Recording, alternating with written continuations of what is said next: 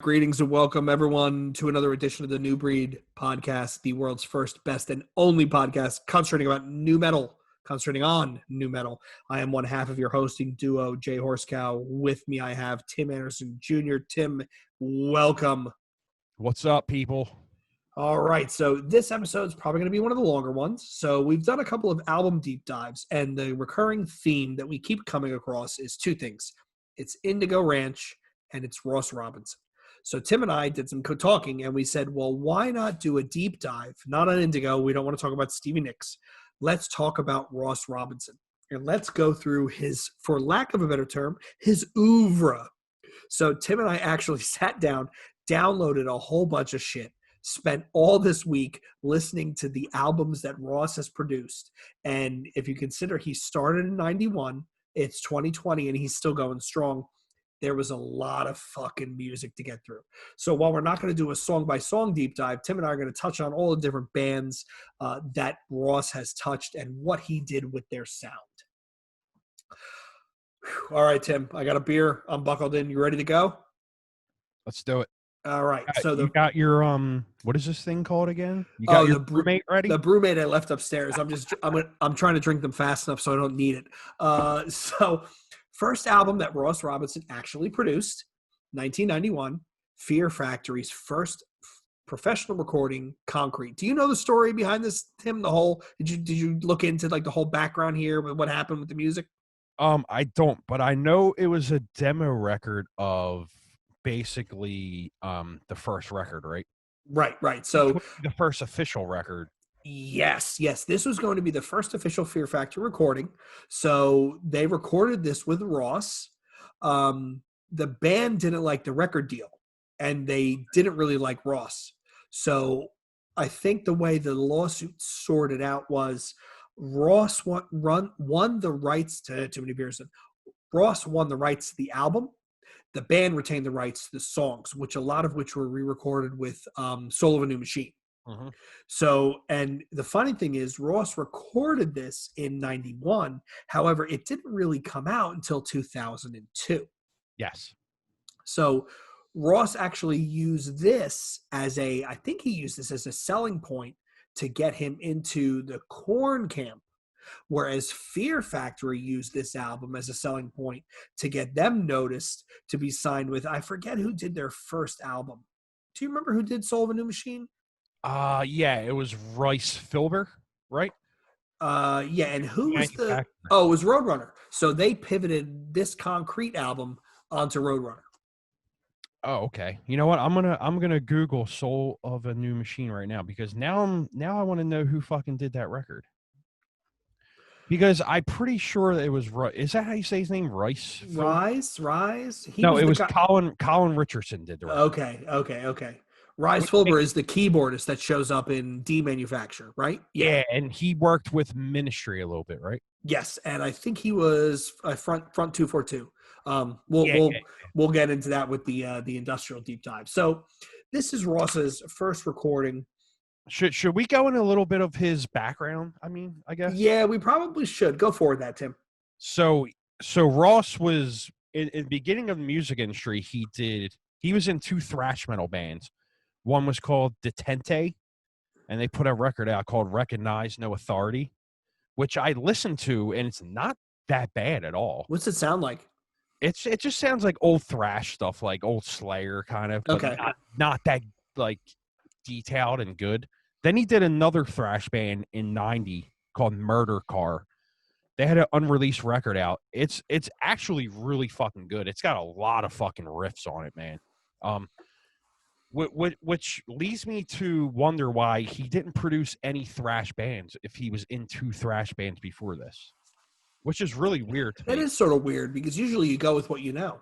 Yeah, I mean, and the band Murder Car had the drummer who had Dave McLean in it from Machine Head. Machine Head, yeah. He was the drummer, so which is pretty cool. So Robinson, he was I guess his dad was an inspirational speaker, I guess. Yeah, and isn't his mom like a health food guru or something, fitness guru? Yeah, something like that. So apparently he's regarded as the godfather of nu metal. So I mean, I think that's fitting. which is cool because then we're a new metal podcast, so now we get to talk about it. So I mean, he also, if you think about it, he founded Korn, Slipknot, all that shit. So Yep. I guess he is the Godfather. You know what I mean? He also had a record label called I Am Wolfpack, which he started in 2007. He also was one of the first dudes to get talents off of MySpace, stuff like that. Yeah, I mean he's been in and out of a lot of new metal stuff. He's also a very weird dude from interviews and shit. Whenever I think of him, I think of that section in the Korn VHS tape, Who Then Now, where they interview him and his voice is like crackling. Yeah. And you could tell this dude's a really like he's an odd duck is the best way to describe him. He's a very odd dude, man. He's got a very prolific production background though. So I mean we're gonna go through it, but he's a dude that I would love to get on someday if we could. You know what I mean? That would be a really fantastic conversation. Hey, you know what? It's not like he's doing much now. He's just waiting for that newest Limp Bizkit album to be finished, right? Yeah. And we already talked about it. His first record was Fear Factory's Concrete, and that basically got him into where he's at now. So I guess we could talk about the stuff he did and all that shit. So let's do it. All right, let's run it. So he was an engineer on Wasp, right? We don't need to talk about that. Nah. He did a self-titled for another California band, Creep. But now we're starting to see the Ross Robinson that we know, right? So he does the Korn demo in '93. And how do you say this? Is it Niedermeyer? Yes. Niedermeyer's Mind? Yes. Okay, so it was a 6-song demo. Yes. And you had Predictable, Blind, Daddy, and then there were songs Alive, Layla, and another one. I wrote it down, but for some reason it's not on. Or This Broken Soul. So yes. I wanted to go on there and say, I listened to that demo earlier. That shit is not bad at all.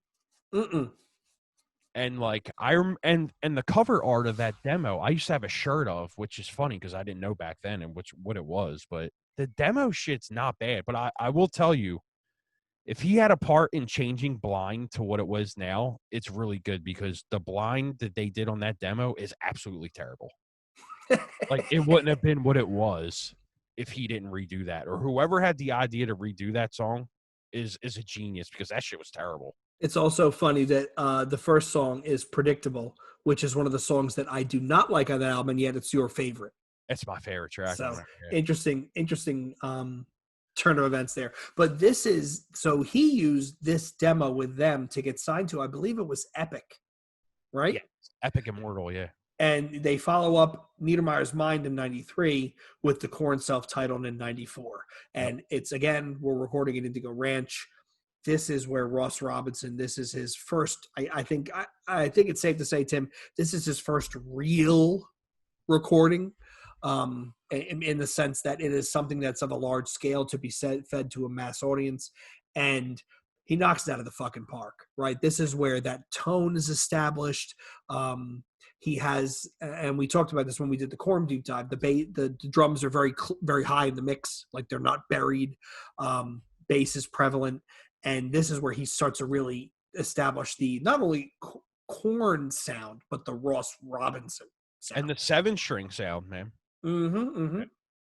I mean, because there was interviews with Head I was listening to earlier, like where he was like, if it wasn't for Fieldy with the 5-string, we wouldn't even have done 7 strings. And it's like, oh, wow, I didn't know that. I thought they were just like kind of the pioneers of it. I mean, which they were, but I mean, I guess people could argue it was Meshuggah, but I don't think they were doing 7. No, it was Korn doing it first. And the funny thing is they were playing Ibanez 7 strings that were built for Steve Vai. So if you, which by the way, slight aside, Passion and Warfare is a great album. Steve Vai is a sick fucking guitarist. I don't care if you don't like that music. If you like anything with a guitar in it, check out Passion and Warfare. Check out the album that came after that. He is a virtuoso in all definitions of the word. Did Warfare have Devin on it as a singer? Ooh, because he sang for Steve Vai. That might have. The album before that, the only song I remember is Little Green Men. Hit your Google real quick. 'Cause now I want to know because I know Devin Townsend was a singer on Steve Vai's first record because he was doing interviews with him acting like a real strange dude back then.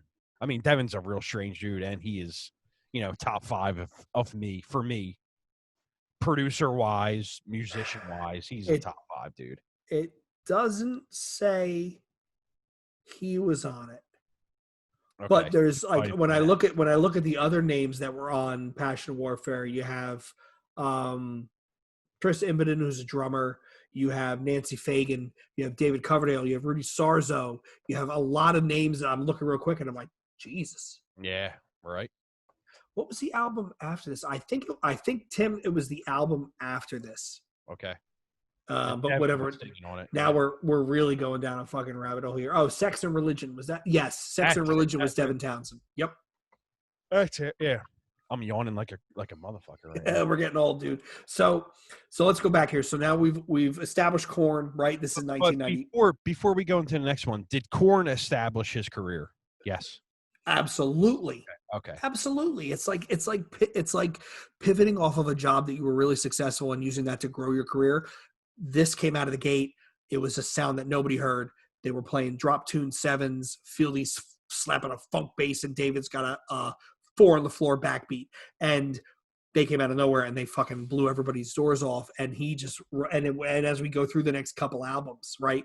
Obviously, there's some passion projects in here for him, but he just got bigger and bigger and bigger. And then he makes the big pivot in 2000, but he just got bigger, bigger, bigger. And better. Yeah, absolutely. Absolutely. So Korn, he does the EP, he does the full length. Then he does an album that you don't really hear about by a band who was titled Cradle of Thorns, which was then called Videodrome, who opened the 98 tour with Rob Zombie, I'll Follow the Leader for Korn. So this was kind of like a weird place. Almost not, I wouldn't say like a throwaway album, but it was aggressive. Like when I checked it out, I was like, okay, this isn't bad. I can see where Videodrome came from, but I couldn't figure out what was actually going on that record. It was just like all over the place kind of bullshit to me. Well, Not and anything I'd listen to. And to that point, Tim, we talked about how nu metal was so wild because they allowed anything goes. This was the ugly side of that, right? Where they let too much go, and now you have tons of shit that it's like, well, you guys got to cut it down. You're making a fucking mess here. What are the fucking bongos? You're right. So now, this next record, I'm gonna take this throne right here. Go for it. So it says that he had production on Fist for Adrenaline, but here's the thing for me. I'm glad that he didn't produce Adrenaline. And I'll tell you why. I am glad that Terry Date did it because Terry Date pretty much made this band what it was. I think if Ross would have did this band, they would have been one of them bands that fell in the what's that word? They would have fell into the whatever side. What do you call that? I forget. You mean like fell by the wayside? Like just... Yeah, yes. So I kind of feel like I'm glad that he didn't do this whole record. If that makes sense. No, it does make sense because they established their own sound. Terry Date did Around the Fur as well, didn't he? Yes. So they had a 1-2 punch. And what we were talking about one of our last episodes was, Ross Robinson almost paints himself into a corner where he has this very unique sound, but at the same time, it's almost limiting. So when you look at when Korn got big, they left Ross behind. They grabbed whomever it was, and they did Follow the Leader. Yep. Limp Bizkit, same thing. They leave Ross behind, and they do Significant Other. And that was their blowout album. So he's very good at the sound he can create, but then bands quickly move on to the next thing. Yep. So, Tim, you talked about the Adrenaline. Why don't you grab the next couple? Okay. So next you had a band called Funk Junkies with Inject It. It was just awful shit. It was terrible. Terrible shit. But 311 shouts them out in that one song. Oh, yeah. I always think about that. Oh, shit, you're right about that. I didn't even think about that. Next, you have a band called Manhole with All Is Not Well. Apparently, this was a huge L.A. band. I listened to it. It was not bad at all. I mean, the vocals were terrible, but the band is not bad at all. I saw them open for Type O Negative touring off of October Rust. Oh, okay. And I think the other opener, I want to say it was Zayo or Life of Agony, but they bailed. I think it was Life of Agony off of Ugly. Oh, wow. But the lead singer of Manhole is Tarry B, who went on to do Tura Satana and a whole bunch of other bands. But yeah, they weren't bad. But it's a good album, but you can see where it fits in the Ross Robinson scheme of things. Yes. Yeah, the vocals were just awful on it when I was listening to it. And next you have Life is Peachy, which we all know from few episodes before. Yep. I think that's the best Korn record. It is the best Korn record. I don't care what anyone says. And this is 96. So look at what he does back to back, right? He does Life is Peachy and then the next album. And it's like, okay, dude, at this point in the last 3 years, 2 years, 94, 95, 96, 3 years, you've really established yourself at the forefront of this sound. Yeah, absolutely. I mean, Roots is, because obviously we're talking about Sepultura Roots. Now, apparently, Head from Korn said that Ross kind of grabbed like some kind of production thing he did with Life is Peachy and threw it onto Roots. And they were all pissed off that he did it. But then, but like now when they listen to it, they kind of appreciate it because it's a fucking great record.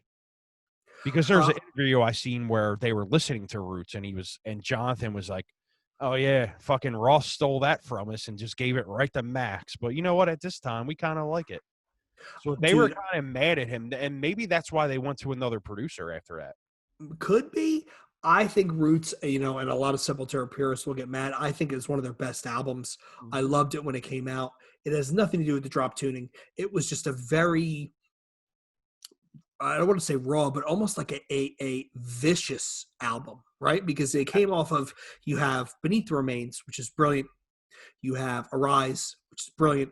Then you had Chaos AD, which is a great fucking album, right? This is where they started to get to more establish themselves. And then you have fucking Roots, where they go all in on the fucking crazy Max Cavalera fucking giant one dreadlock looking like the monster out of Hellraiser 2 fucking Brazilian tribal shit. That's where they went in. And it worked. It worked. The one song where it's all acoustic and it's Andreas playing is beautiful, beautiful. And you can see where Max went, we're going to jump ahead a bit, but where Max eventually goes with Soulfly. You can see the genetic material that made up Soulfly in Roots. I still think Roots is a brilliant album. Attitude, Dusted, Straight Hate. Fist. Yes, Clench Fist. Yeah. Yep. Radama, a track that people always hate on, Radamahata. Which is brilliant. A lot of his Brazilian stuff is brilliant. So good. Spit. Yep. Really good. Yeah. I mean, there's some really great tracks on that album. And again, this is Ross Robinson, who's really starting to hit a groove. He is now at this point becoming the new metal guy. He is the new metal man of the hour. We went from Korn to Manhole to Sepultura. And now I'll grab the next couple, Tim. So, well, hold on a second. I'm going to let you talk about this band. I'm going to run and grab a beer while we're recording. So I'll be back in 3 seconds. Hold on. But about Human Waste Project. So Human Waste Project, I remember picking this album up. I picked this album up at the exact same time. I would think it was the exact same trip to the Deptford Mall, New Jersey, Sam Goody, to buy Incubus's first album, Science. So Human Waste Project, the lead singer is a woman by the name of Amy Echo, who went on to sing for The Start. And if I recall correctly, they actually opened a show I saw, which was A Perfect Circle. Okay. She's got a very unique voice. She hits a weird sort of high note. I downloaded this again and I went back and listened to it and I really liked it. I think maybe it wasn't as big as it could have been because it was a little too weird for then. Like, granted, we talk about how new metal everything goes, but this is before No Doubt really got, No Doubt at this point is getting huge, right? So obviously this should be compared to like fucking Gwen Stefani. And it was very aggressive as far as a female vocalist was known back at that point. I really liked it. I went back, I re-downloaded it, and I went, shit, this was a good fucking album. Like, I would put this on nowadays in the background and listen to it. Yeah, in my notes, I wrote that it had really whiny chick vocals, which really I didn't care for as soon as I heard it. God damn, my mic stand's all messed up. I liked it, but then again, I remember picking up the first time. I actually spent the $18 to buy the fucking CD. As Oh, old as wow. I am. So you still have it then? Yeah. No. I've been through two separate times in my life where Kim and I have moved. The wife and I have moved, and I've taken a whole bunch of CDs to Tunes to sell them as used. And funnily enough, the guitarist from A Life Once Lost worked at the Tunes that I took them to, and I heckled the guy because he wouldn't buy back my Set Ablaze CD, which was a metal band from Philly. I was mad at him that he wouldn't buy it back. So who? Bob Carpenter wouldn't buy it? I think it was Bob. Yeah. Bob's a good dude, though. Good people. So we have Korn, and then we have Sepultura, and we have Human Waste Project, and in there we have Manhole, we have Funk Junkies, we have Videodrome. Now we come to the album that we just talked about, 1997's Limp Bizkit's debut LP, $3 Bill Y'all. This is where I think Ross pulls his balls out and drags them across the table. Yeah, and then, like we said before, it almost didn't even happen. Yep. He establishes himself. This is my sound. This is the studio I use. This is the noise you're going to get. This is the general feeling, the gestalt that comes out of the music I'm recording. And again, like we just talked about, without Korn and Limp Bizkit, nu metal doesn't become a thing. With either one or one of them, it would have been something, but it became everything with the both of them. Absolutely. You're not wrong at all in there. I mean, and then he goes right into another fucking blistering record that just tops the charts for him, and you got Soulfly self-titled. Yep, 1998. I remember driving from South Jersey to Philly, parking illegally, and then walking up to the Tower Records on South Street in Philly to buy this. And then I just remember having my doors blown off because the first song is Eye for an Eye. Yes. And this was one of those albums where, we talked about in the last episode, Tim, nu metal bands would love to use guest vocalists, guest appearances. This is one of those rare albums where it legitimately works because you have Fred Durst, you have Burton Seabell, you have Chino, you have Benji from Dub War. They all worked. Oh, yeah, and it worked good. I mean, the Fred Durst track is funny, too, because, like, him rapping on the Soulfly track is just hilarious to me. And I remember I saw Ozfest 98 where they were both on the same tour. He actually came out and did that section for them. I'm trying to think of the thing he says in there that's really funny right now, but I can't think of it. Of course, because we're recording, I can't think of the funny line he says in there. Yeah, now you got me drawing a fucking blank, too. Now I'm going to have to look that up after we pause. Like, look the lyrics up real quick, yeah. He was on Bleed, right? Yes. Yeah, like he just says something really funny in there, and somebody actually quoted it the other day, and I was fucking crying at it, like laughing. And like I don't want to like read through all the lyrics, but it's just funny. Oh yeah, that's what it is. I got my pride, and that's all I need. That's hilarious. Yeah, if we can encapsulate nu metal in one word, it was angsty, overwrought lyrics. Yeah, there you go. So I love Google, man. So we're talking Korn, Sepultura, Human Waste Project, Limp Bizkit, Soulfly. Next, an album that I am really a big fan of. 1998, Cold, band from Southern Florida, Scooter Ward.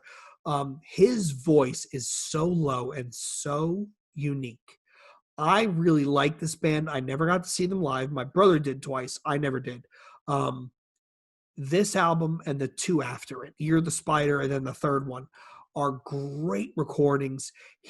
I think Ross is his roughness, the sandpaper type sound that he brings to those bands, really fit for their very slow and heavy and melodic sound. And I love this album.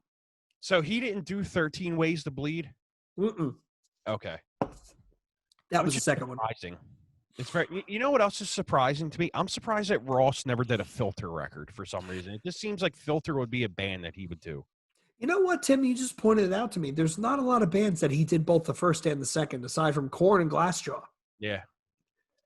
It seems like people said fuck it after, and they. I think that a lot of producers just grabbed on to, like they could make them bigger. Like I'm gonna Google now. Like the dude who did Follow the Leader. I think he kind of was a dude who grabbed a bunch of other bands. You know what I mean? So Yeah. Steve Thompson and Toby Wright did Follow the Leader. Toby Wright. Now, Okay. and I'm wondering if they did more of the bands that Ross did after the fact. Yeah, I do wonder. I also think that, like we've talked about, his sound was very specific, and if you wanted to grow, I don't know if Ross was the producer you'd want to keep using. Mm-hmm. So we come out of Cold, and we come out of an album which, Tim, spicy take here. Yeah. I fucking love it. I fucking love it. I couldn't wait to talk about this one. 1998, Vanilla Ice, Hard to Swallow. Yeah, I fucking love this album. it is good, man. It's weirdly good. I can't believe you agree with me. So I remember I was coming. So I grew up in North Jersey. I went to college in South Jersey. And anybody who grew up in North Jersey knows the record store Vintage Vinyl in Ford's, New Jersey, right?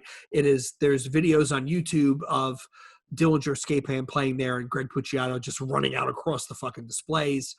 It was one of the best music stores in North Jersey. And I was on the way back to school. It was right off the Parkway. I hopped off and I saw this, and the sticker on the outside of the album said something along the lines of, what could be more metal than producing a Vanilla Ice album? And it was a Ross Robinson quote. And I went, fuck it, dude, I'm sold. The drummer, right? The drummer on the album was Shannon Larkin. Yep. Who, believe it, I think he played for Amen, Candlebox, and now he played for Godsmack. Yeah, you're right. Casey Chaos from Amen, who we're going to get to in a little bit. I remember the first couple songs were really good. I actually think the fucking redo of Ice Ice Baby is fucking amazing. It's catchy, man. It is. Yes. It's if you tried to distill, if you're having trouble and if you're listening and you're having trouble understanding what the Ross Robinson sound is, listen to the original version of Ice Ice Baby. And then listen to Too Cold off this Hard to Swallow album by Vanilla Ice. The delta, the difference, is Ross Robinson completely. Yep. That's the difference right there. You thought I was going to hate that, huh? This is one of my few hot takes on this topic where I fucking love this album. I wasn't sure how you were going to go with it. Yeah, no, man. I loved it. I remember back in the day when it came out. So the next one is an album that, honestly, until we did this deep dive and I started looking, I did not even know that Ross did. I didn't know he did this either. 1999, Machine Head's The Burning Red. Amazing record. I don't care what anyone says. I will say the record after that is absolutely terrible. I can't even listen to it, but The Burning Red is fucking amazing. Supercharger? Silver on The Burning Red is one of my favorite songs ever.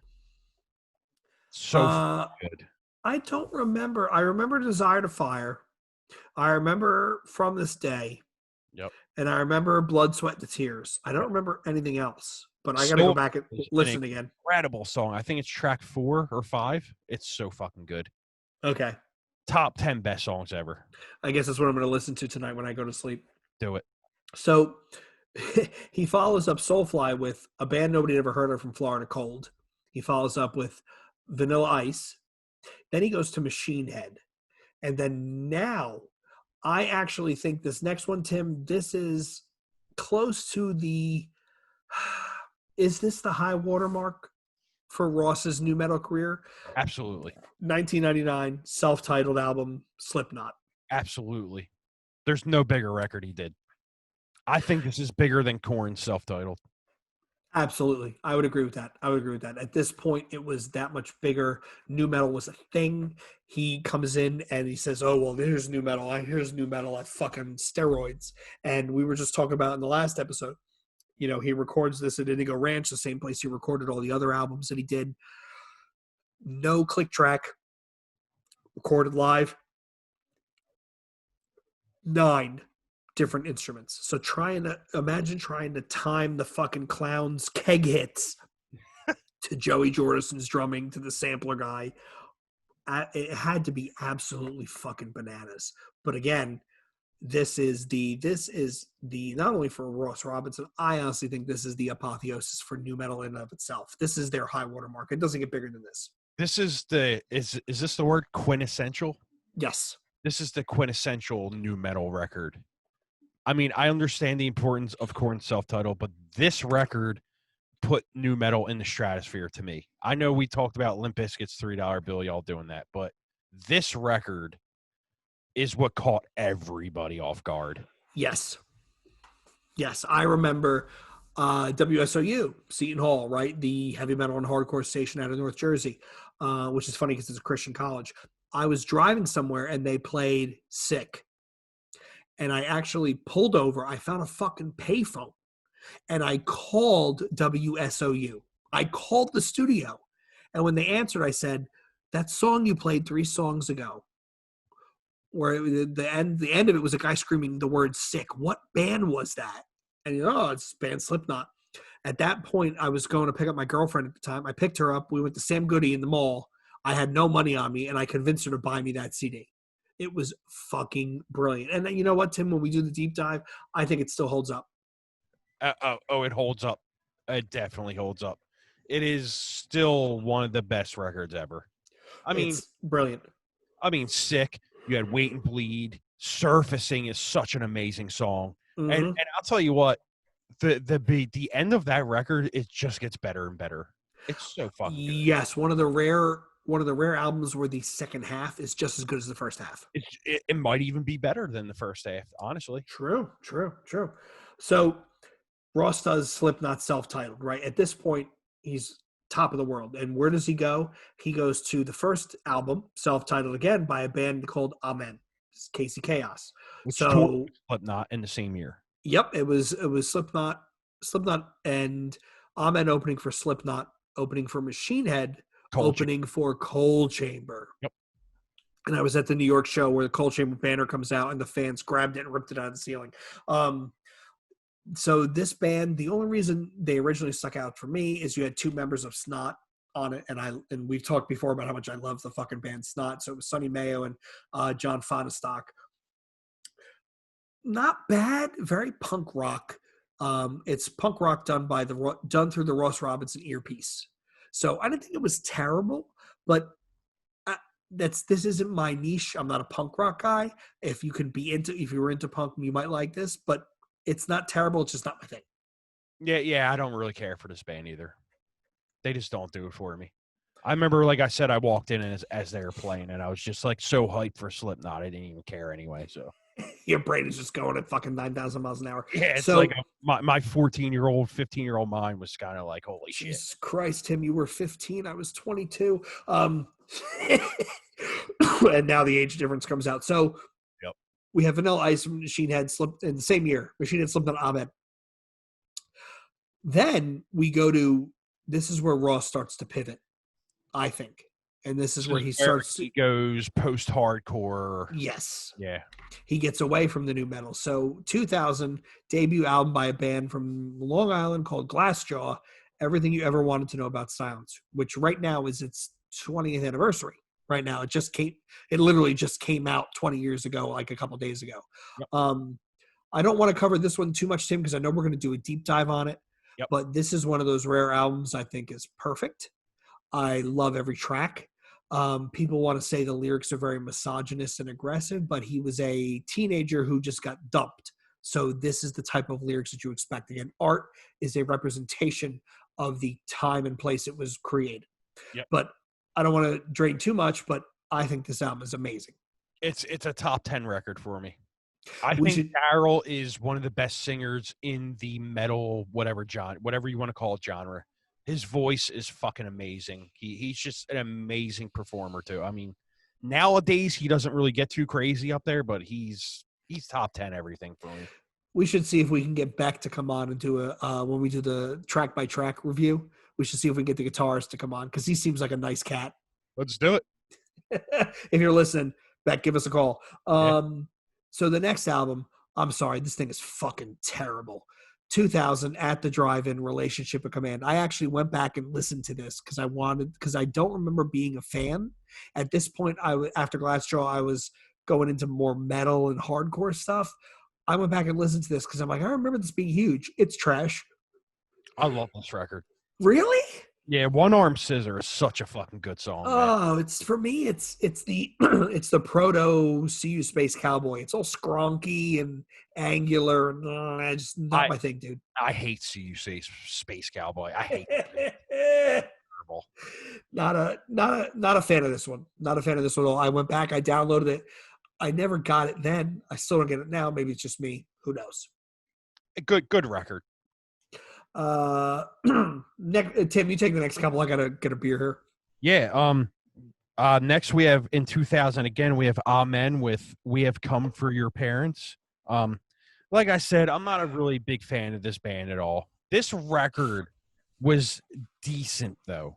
It's a little better than the debut, but I mean, it's got good riffs in it. But I can't get with the singer of this record. Or band. I mean, I just don't like it. It just I listen to it on my iTunes Music or whatever, Apple Music, whatever you want to call it these days, and it's just I just went and turned it off.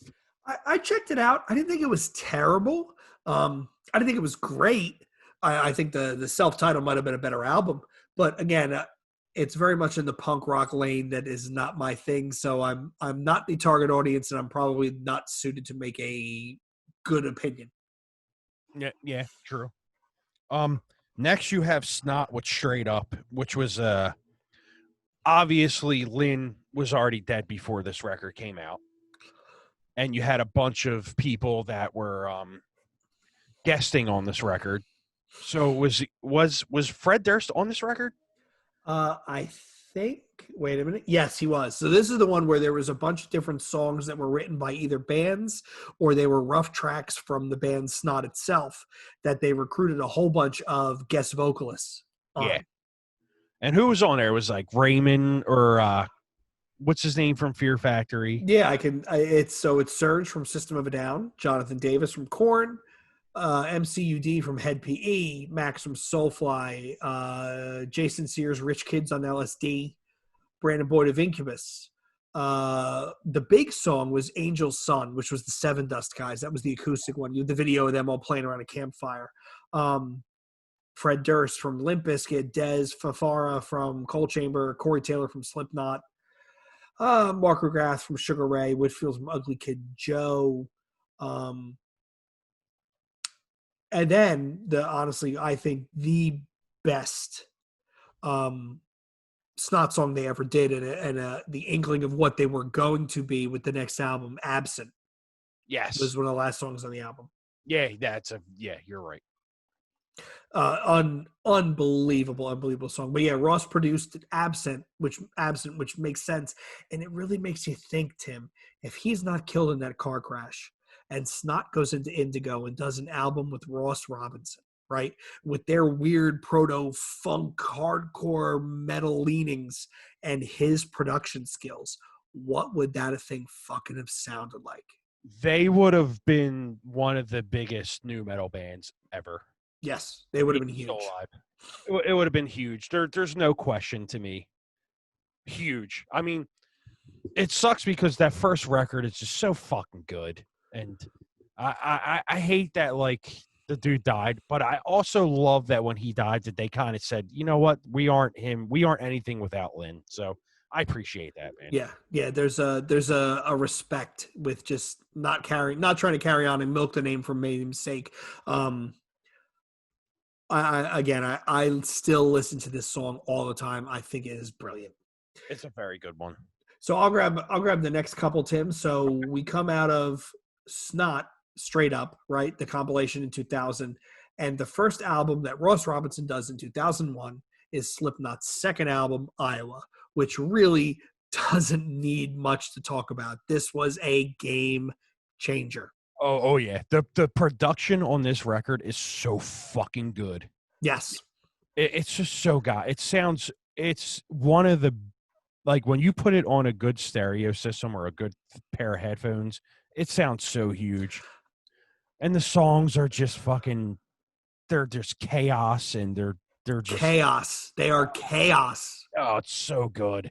I remember before the album came out, they played Conan, and it was on a random. He was on Saturday nights, and I was at my girlfriend at the time's place, and they were having a party for somebody, and I took over the TV, and they open up with Heretic Anthem or Heretic Song, and usually with your second album, when you're that famous, you start to lighten up and you do some more radio friendly stuff.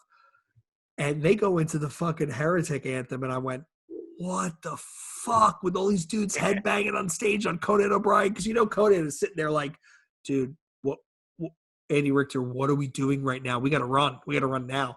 What is going on here? Total monster of an album. That's the reason I went to Ozfest that year, because if you pre-ordered that album at Sam Goody, you got a free ticket. So I ended up going to Ozfest that year. That was the year that Linkin Park and Megadeth and a whole bunch of other bands played. This was almost the high watermark. This was, I think, the high watermark of nu metal year. But what a great album. I won't go back to it because I know you and I are going to dive on it eventually, so I'm trying to avoid it. But the shit I remember still holds up well. Track 3, one of the best songs ever. What song was track 3? I know he says, I want to slit your throat and fuck the wound. I love that shit, man. So good. Oh, nu metal. What the song's called? Disaster Piece. That was it. There you go. So we come out of fucking mic stand just keeps falling. So it's not helping you out at all. Nah, it's not. I gotta buy a $100 one now. Okay, so yeah, people watching the video, I'm sorry if I'm fidgeting, but I have to keep this held. It keeps dropping down. So we do arguably one of the biggest, most well-known instant name recognition nu metal bands and albums. 2001 Slipknot, Iowa. Then they go to a band, Tim, which I don't remember. Vex Red, 2002. Do you remember these guys? Yes, I do. They were kind of like a nu metal sounding band, and I'm pretty sure that he eventually put this band out on his label IM. I'm pretty sure this was one of the first bands he did for them. Okay. I don't remember checking them out, but I probably need to go back. Obviously, it didn't do very well because it sort of flew under the radar. I think you would like this record, though. Okay, I will give it a go. Yeah. So after Vex Red, we have Fear Factory's Concrete again, this is the first album that he produced. It was finally released in 2002, officially through Roadrunner. I believe there was some schism there where the band wasn't happy. Ross wasn't happy, but it was kind of sort of, hey, Roadrunner Records, let's just get this thing out of the way. And then they go into one of the rare bands that he's done both the first and second album, Glassjaw's Worship and Tribute. Amazing record. I will admit, when it first came out, I hated it. I hated it too at first. I did not like it. I didn't get it. Now when I go back, the brilliance I catch is the almost atmospheric noodly parts, which is all Todd, what's his name? Todd Weinstock. Very, very good album. Were they big? Was Glassjaw ever big, Tim? Or were they just fake big? I don't think they were big, no. I mean, I know they did Warped, and I know they did Ozfest one year, and they opened for the Deftones. They did their fair share of touring. I saw them open for, I think it was VOD or Candiria, somebody like that, at the Troc in Philly. In hindsight, I love this album. At the time, I did not like it at all. I agree. I didn't like it at first, but when I went back to it like 10 years later, I'm like, this record is so fucking good. Yeah. Like that first song was it Tip Your Bartender? Oh, it's fantastic. That opening riff, fantastic. I think back then maybe me and you were kind of leaning towards the more heavier shit. And this kind of went into the like, what's that word I wanted to say again? The wayside? Is that what it is? Yeah, it fell by the wayside. So I kind of think this is one of them records also. When I think of this album, Tim, you just said we were into the heavier stuff. When I think of this album, I picked this album at the same time I picked up the first Martyr AD album and I remember being way more into that. Yeah. So you're right. I was my taste buds were turning to the heavier shit. Absolutely. So what are the next couple? You take the next couple. All right. So next, you had a band called the Blood Brothers with Burn Piano Island Burned. Which is terrible. Terrible shit, man. Just really bad. Next, he did the third Amen record, Join or Die. Which I don't even remember. I don't remember it either. I listened to it, and like I said, I don't really like Amen, so. it was kind of like, yeah, whatever. Next, you had The Cure with their self-titled record, which is a fucking great record. So are you a Cure fan, Tim? I am. I love The Cure. Fantastic. Okay, so let's go in on this one. So I actually went back and listened to this, and I listened to the album before and the album after to understand what impact Ross had. There is definitely an impact in the tone and the sound. Yeah. I think I saw this tour. I remember seeing this tour. This was the Curiosa tour in Camden with Thursday and Interpol and a whole bunch of other bands. I think this is one of the best opening tracks the Cure has ever done because it is completely just heartbreaking and depressing. There were some actual brilliant songs on this album. Now, when I looked it up on Wikipedia, there was a quote where they talked about how Robert Smith said he fought with Ross Robinson because Ross Robinson just wanted 8 songs of just the most depressing shit. And Robert Smith obviously won out. I would love to hear the Ross Robinson ideal track list. But even the album, I mean, this is a long album for The Cure, but they typically do longish stuff. Tracks like Lost, tracks like Us or Them, Fake, I Don't Know What's Going On, Never. There were some great songs on this album. Now, granted, this is after The Cure hit their high watermark in the States. They never did as well with their second half as they did with their first, but I still think this album is beautiful. I had it on the other day, and the wife actually came out of her office and was like, "Is this The Cure? This is really good." Yep. And The Labyrinth is a good song. Yes. Ross's influence, you can tell on how dark it is. Not necessarily the sound, but it's a very dark album for them. Very dark. And it's funny because it's like their, 13th, 12th album, something like that? Something like that. They're definitely in the double digits. Yeah, I mean, another song I think of, fucking, what was that one song? Before 3? There's so many good tracks on this record. Yeah, it was when I went back and dug this one out, I was really I forgot how much I really enjoyed this album, if that makes any sense. I just hadn't listened to it in so long because my funnily enough, my default Cure pick, if I'm going to throw on the Cure, it's going to be the album that everybody hated, which is Wild Mood Swings. I think Wild Mood Swings is brilliant. I think it literally goes up. It literally, the album is a wild mood swing because it's happy, it's sad, it's elated, it's depressed, it's all those things. I love it. Can you guess what album I'm going to say I like pretty much? Is it going to be Disintegration? No. Or is it going to be Wish? It's Pornography. Really? That's a fucking great record. Well, they're all great. I mean, that first, you want to talk about a band that had, we go deep on the Cure. You want to talk a band that had an amazing early run. I mean, for the first 5 or 6 albums that they did, right, there was at least 3 to 5 great songs on every single album. For some reason, talking about the Cure, it makes me think of Stabbing Westward. I don't know why. It just does. We can talk about them too soon. Maybe because, well, Stabbing Westward's a bit depressing too. A lot of that's about breakup and shit.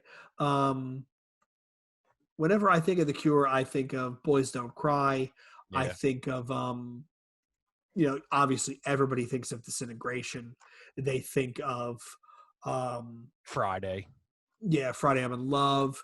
Mint Car. They think of Kiss Me, Kiss Me, Kiss Me. They think of the Love Cats. Like, Kim and I took the wife to see them, and she'd never seen them before, and she was like, they played fucking nonstop. And I said, yeah, the first time I saw them was Wild Mood Swings. They played 3 hours with no opening act. It was amazing. They're kind of like Helmet. When you see Helmet, they just go nonstop. Yeah, I love it. Yes. That's the best. Yes. So we go from the Cure to, do you remember this band, Septembre? Did you check them out, Tim?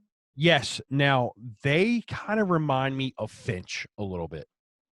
Really? If you go back and listen to that band, they kind of have a Finch sound. So go back and check them out because you'll be surprised, man. They're not bad at all. Okay. I will definitely check that out. And for those listeners who are going, Jay, I thought you guys said you dove through their back catalog. I did dive through their back catalog, only to a certain point. I went through everything, so good to go.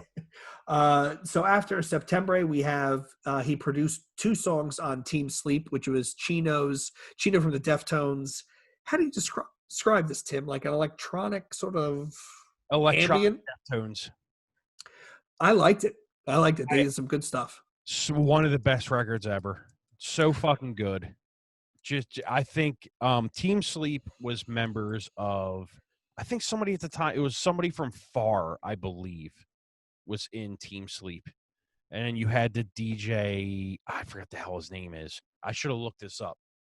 But this Team Sleep record is one of the best records ever. It's so fucking well written. It's one of them mood setting records. It's one of them records you want to have sex to. It's just so fucking good. Yeah, it really is that good. Did you like some of his other side stuff? What Crosses? Yeah, I loved Crosses. What did you I think? love Crosses. I love it. Okay. Great record. That full length is really fucking good. The EPs are good. It's all good. Yeah. So and at this point he's slowing down, right? Because we went from 3 albums a year to he did 3 albums in 2002. He did Blood Brothers and Amen in 2003. He did The Cure and the Septembre, which is an EP in 2004. He did one song in 2005 for Team Sleep, 2 songs. And then he does, for me, this was the hidden gem that I didn't know existed. The Unquestionable Truth Part 1 by Limp Bizkit in 2005. I'm going to go put myself on record. This EP is fucking great. It's fucking dark. It is everything that Limp Bizkit modernized 5 years later, 6 years later should sound like. And if you disagree, you can suck my dick from the back. From the back. I'm not a fan of this at all. Loved it.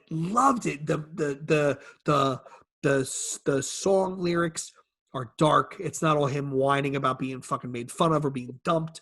Wes's guitar playing is brilliant. The only thing I don't like, and it's probably because I knew before I listened to it so I could pick it out, the drummer is Sammy Siegler, who is a great drummer. However, he's not the jazz drummer that John Otto is. The John Otto Sam Rivers connection we talked about in our last album deep dive is really, you can't really put words to it. That was what sealed it for me. Sammy Siegler was good, but not great. Otherwise, I have listened to this EP so many times since we did this homework. I fucking love it. So you get more of a hardcore sound on this record, though. Yes. It is more abrasive. It's darker. I just enjoyed it. I didn't really care for it. I'm gonna listen to it again, though. I'll listen to it again Monday at work.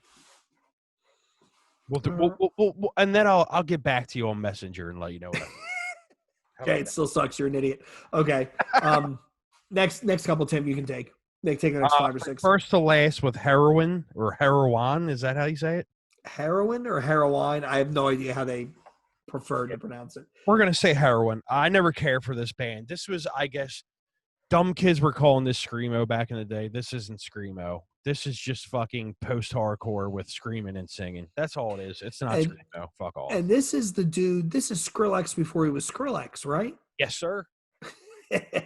Which is fucking embarrassing. And at this point, Tim, this is where Ross Robinson is being interviewed and he talks about killing off nu metal, right? Like, I don't want to do that shit anymore. This is about that time, right? Okay.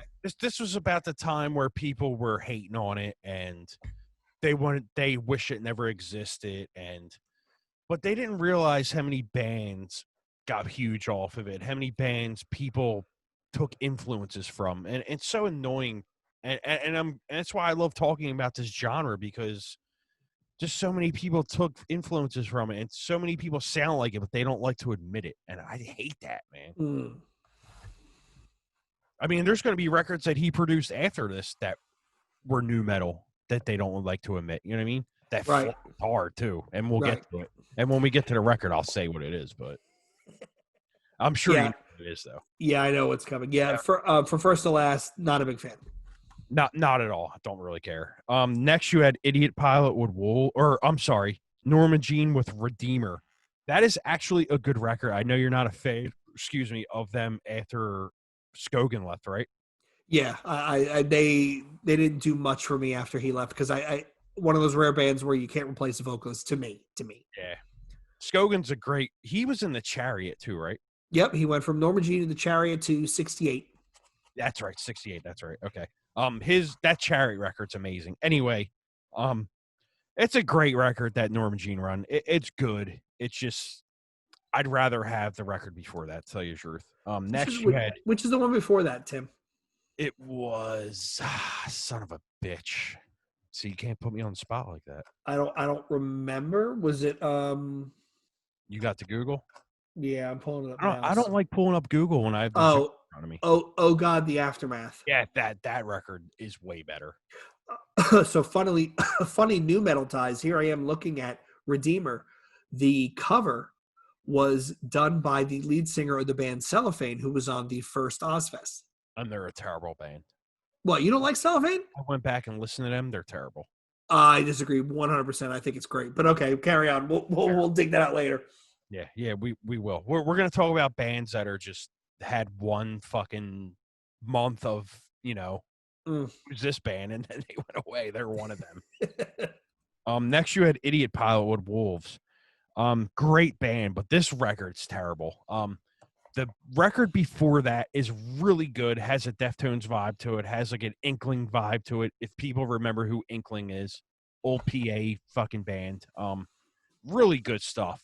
So check that band out. But this is a band I wasn't really surprised that he did because it was kind of in that element. And at this point, Tim, I'm looking at his catalog, right? He's come out of new metal and done screamo / post-hardcore.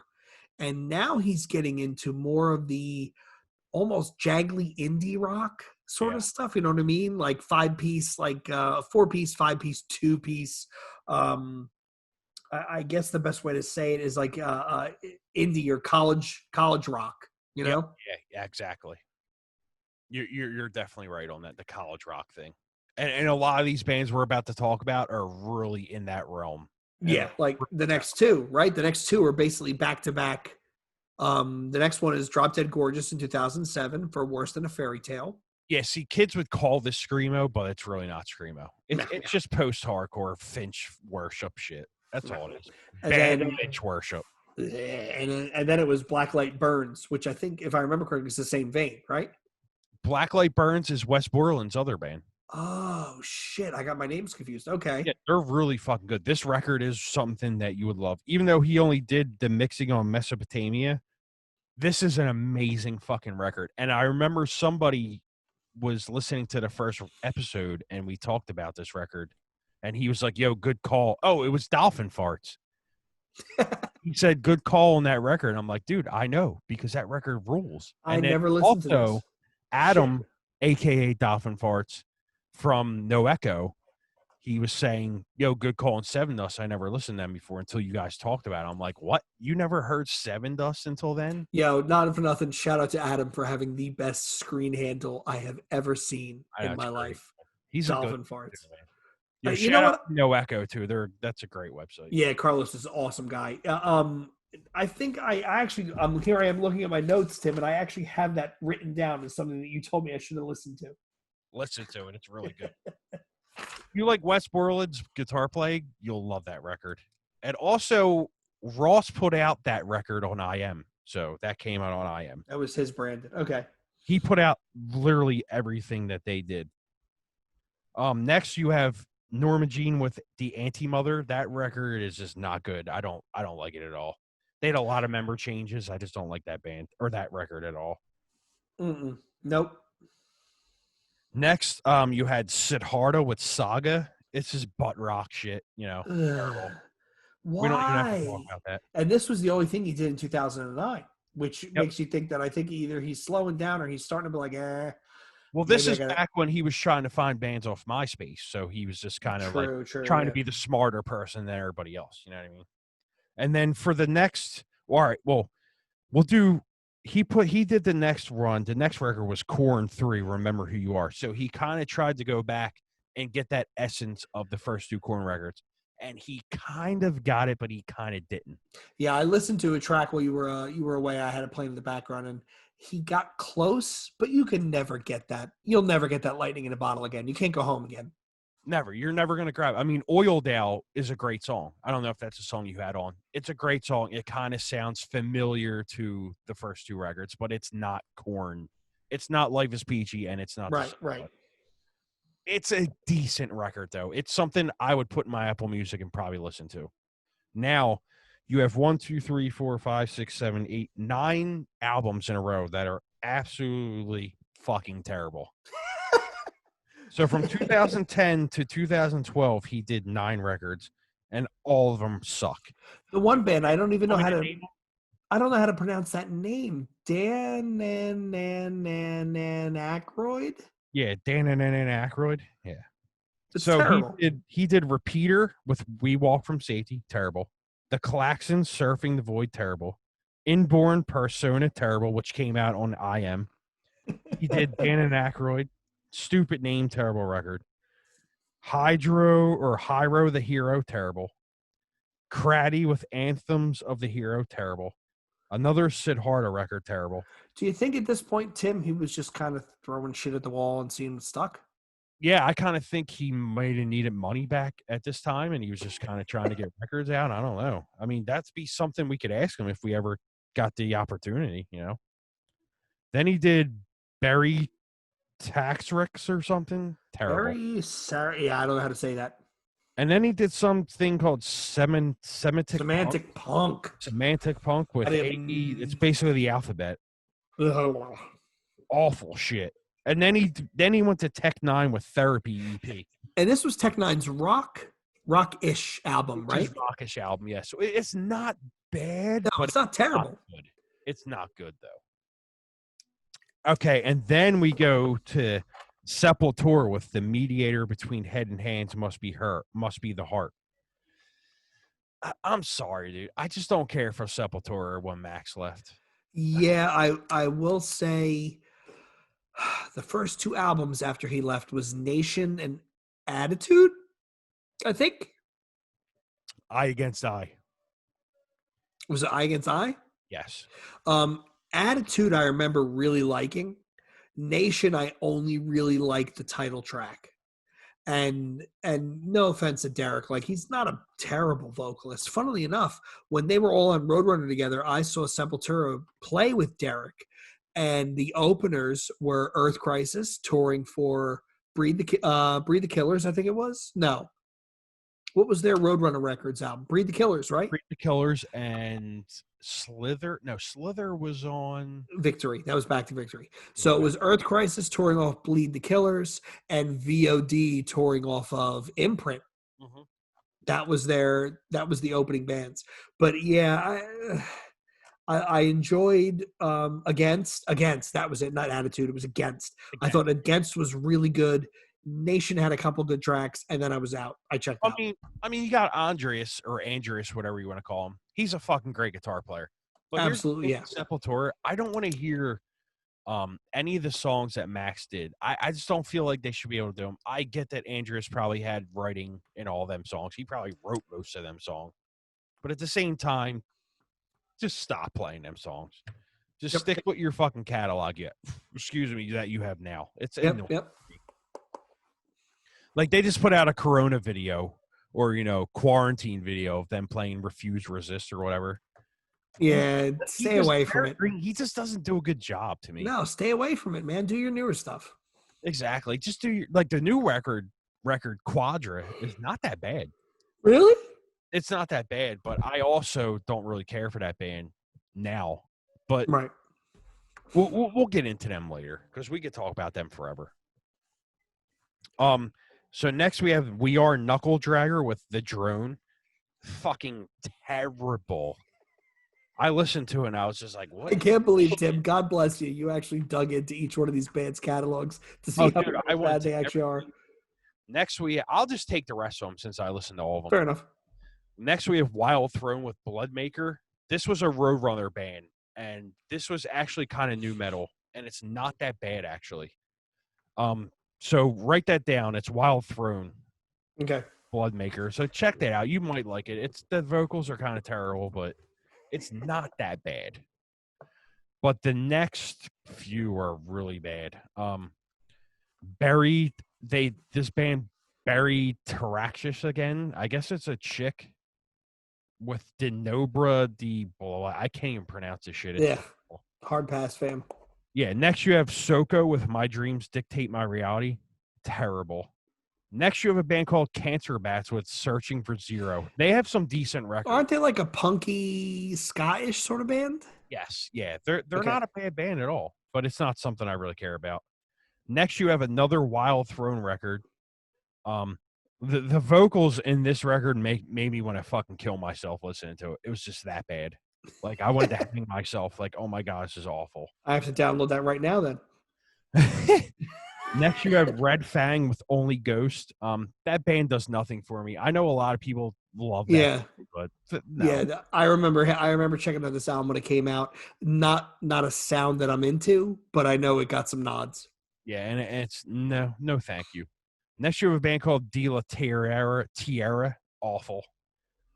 Then you had a band called Night Verses with Into the Vanishing Light. It's not a bad record at all. Very good, very, very good vocals. This came out on Equal Vision Records, so check that out. No shit. Yeah, that came out on Equal Vision. I might want to check that out. Yeah, write that down because they have a few other records that he didn't do that they kind of swing with like a more electronic sound, but Okay. I have to hold my mic out with my hands right now. So next you had Frank Lero and the Patients with Parachutes. Awful. Ugh. Now this is the record I wanted to talk about right here. This is Okay. Suicide Silence's self-titled record. This record got so much hate. Oh my god, hilarious how much hate it got. Like, did you remember this record? Mm-hmm. Do you remember that first song, Doris, that he did like hee thing in it or this whatever? This is the Suicide Silence version of Judas Priest Turbo, Yes. where everybody hates it, and then or let's go on a limb here, Tim. Earth Crisis is Slither. Yeah. Everybody hates it when it comes out. They don't want nothing to do with it. It was too much of a departure. Fuck that. Forget it. And then time is going to go on, and people are going to go back and realize that, holy shit, this really was a good album. Yeah, well, maybe, but it's not my thing. It's so bad. Not my thing, but hey, do go wherever the muse takes you. This is a band looking back and worshiping Korn and going, hey, we can go to Ross Robinson and get that familiar, we can get that familiar sound and that familiar vibe, but it just didn't work. And at this point, Tim, I think the studio Indigo Ranch had already burned down, right?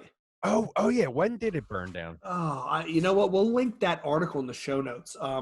Vice did a great story about Indigo Ranch and Ross Robinson and the birthplace of nu metal and all that sort of stuff. And when did it burn down? You're gonna Google it right now. Yeah, 2007. Does it say how it burned down?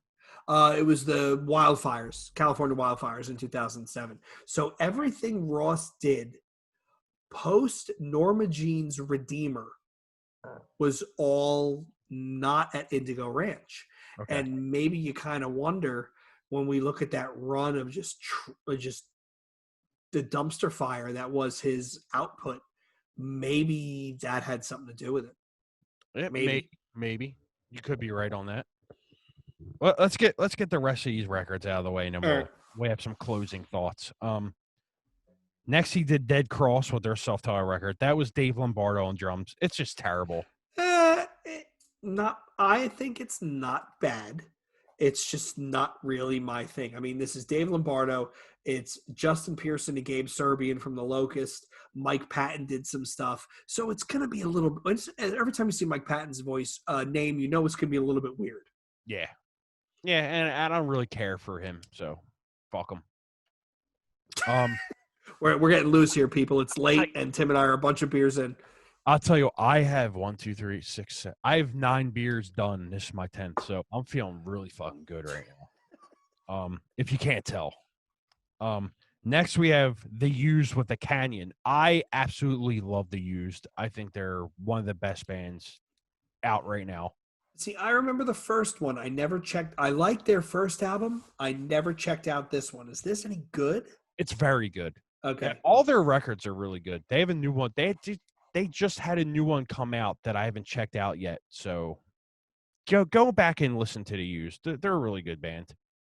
I mean, I know people are turned off from the whole Sharon Osbourne and Kelly Osbourne thing, but whatever, man. They're good. Next, we have Amigo the Devil with Everything Is Fine. Name rings a bell. Why does that name sound familiar?